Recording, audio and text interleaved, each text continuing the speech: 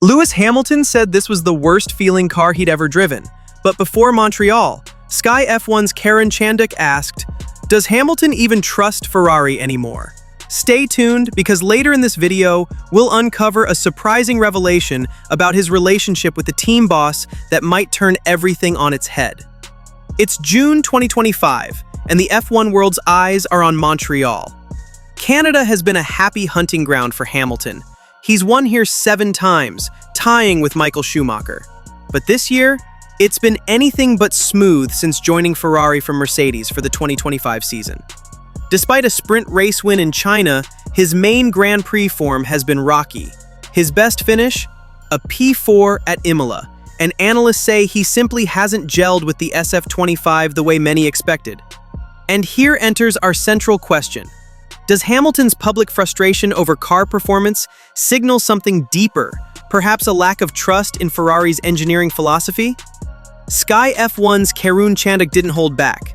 After Hamilton admitted Ferrari told him not to discuss a mysterious car issue post-Spain, Chandhok asked, "Does Lewis have the same trust in Ferrari as he once did in Mercedes?" He said, "The team yesterday said they didn't really want us to talk too much about it. It was the worst feeling car I've ever had." That level of public candor is almost unheard of, especially from a driver of Hamilton's caliber. So, why did he go there?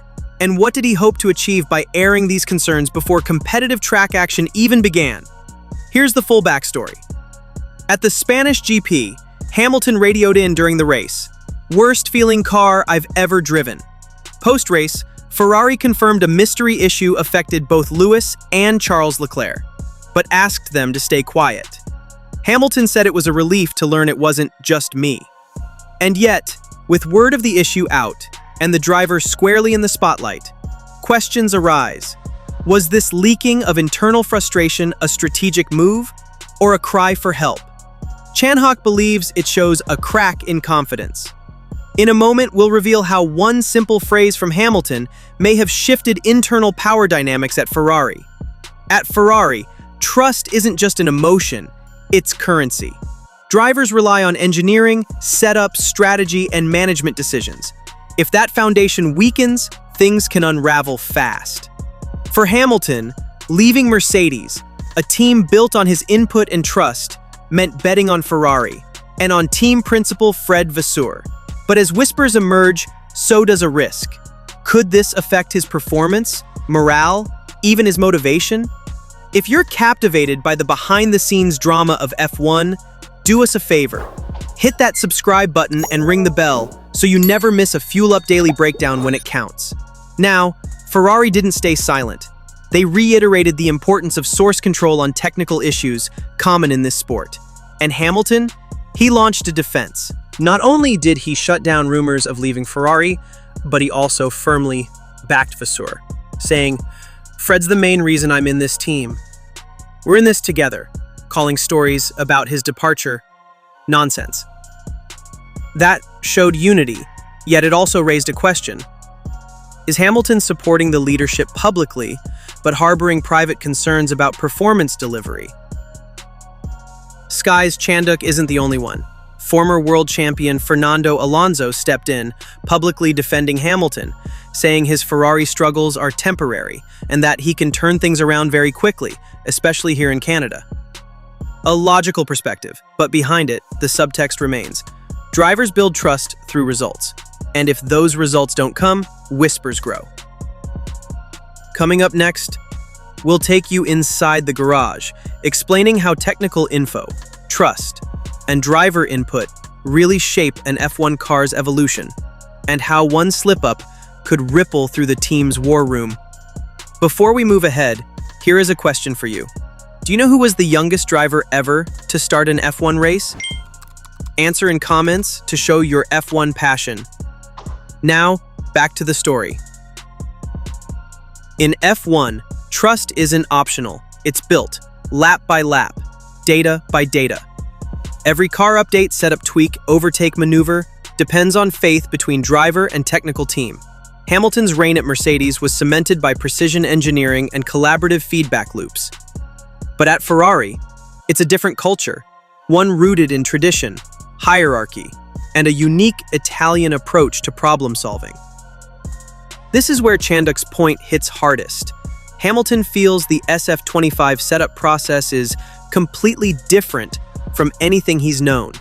So instead of instant harmony, there's tension, even friction, as both sides adjust. First, the early hits. In Spain, Hamilton described that race as the worst car feeling ever. Post-race, engineers found a mechanical flaw that plagued both cars, not just his. It was a relief for Lewis, but a wake-up call for Ferrari. Ferrari responded quickly, prioritizing source control and limiting driver comments, hoping not to expose internal turmoil. Hamilton's revelation broke that mold. Now, Ferrari is racing to regain technical credibility. In Montreal, Ferrari isn't standing still. New front wing parts are arriving, designed to refine balance and cornering precision. Leclerc praised the upgrades.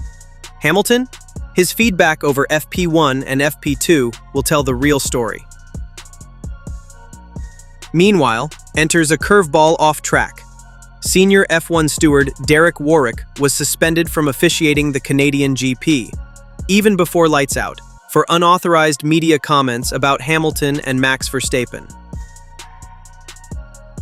Warwick suggested Hamilton might be considering walking away from Ferrari after early struggles, claiming on record that the Brit was perhaps done.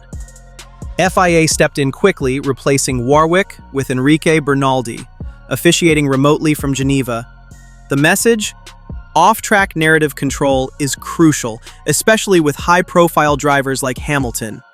Here's a teaser. Later we'll connect why that suspension actually reinforces Hamilton's public position, and why Ferrari might welcome that narrative reset. Amid chaos, Hamilton drew a line in the sand. At pre-race press, he denied retirement or departure rumors, calling them nonsense. He said he's literally only just started, committed to Ferrari for several years, vowing, "I'm here for the long haul." He doubled down on support for Team Principal Fred Vasseur, praising him as the main reason for his switch to Ferrari. That public vote of confidence, even under scrutiny, serves two purposes: unity and a reset on trust. So ask yourself, is Hamilton hiding cracks or building them up for a breakthrough? Let's zoom out. The 2025 title picture. McLaren leads a shock charge. Ferrari fights to keep pace. Red Bull and Mercedes nibble.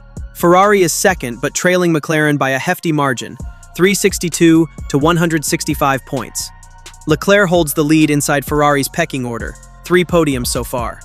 Hamilton, still podiumless in Grand Prix, trails Leclerc by 23 points. Yet both drivers' input is critical to evolving the SF25, and the trust between them is vital. Here's where trust takes shape. Long nights with engineers, simulator sessions, post-race debriefs where data meets intuition. Hamilton's veteran approach involves detail, carrying setup consistency across tracks. Ferrari's method, bold, iterative, and occasionally Dutch oven tight. When Hamilton publicly flagged differences in setup philosophy, that's no small jab. It signals deeper cultural mismatch, one that data, time, and results must heal. Why does any of this matter long-term? Turbo Hybrid 2026 rules promise fierce competition reset. Ferrari wants to lead, but trust today sets the foundation for tomorrow. If Hamilton and Vasseur can align now, their partnership could emerge powerful. If fractures persist, Ferrari risks entering next year with divided leadership, driver unrest, and PR distractions. If you're tracking the ultimate behind-the-scenes thriller in F1, hit that subscribe button now and ring the bell. Because these intricate power plays between driver, team, and race are what really fuel up daily storylines. As for this weekend in Montreal, watch FP2 and 3 for Hamilton's response to the new wing. If he's quick, trust is back. If not, it's red flags. In qualifying, any slip-up colors the narrative. Saturday results will speak volumes about internal harmony. Then, race day itself. Does Ferrari call aggressive pit strategy? That's a vote of faith. Conservative? Possibly caution, and caution equals mistrust. Even Fernando Alonso weighed in, calling Hamilton's issues temporary and saying he can turn things around quickly, especially in Canada. Social media? Mixed emotion. A fan post ripped Ferrari's performance, liked then unliked by Hamilton. That alone sparked headlines, but Hamilton later clarified he supports Vasseur and team unity. In our next episode, we'll go deeper, tracking the Montreal race outcome, data trends, and preview Ferrari's 2026 gamble. Will Hamilton's trust be fully restored? Stay tuned, because that decision could make or break Ferrari's future. Here's the takeaway. Hamilton's trust in Ferrari isn't broken, it's being tested. His candor revealed internal friction, but also sparked unity. Ferrari's response, updates, and race execution will decide if trust rebuilds or cracks widen. If you loved this breakdown, give a thumbs up, comment with your prediction. Will Hamilton bounce back in Canada? And hit subscribe so you don't miss our post-race debrief and upcoming 2026 deep dive. Stay fueled up, F1 fans.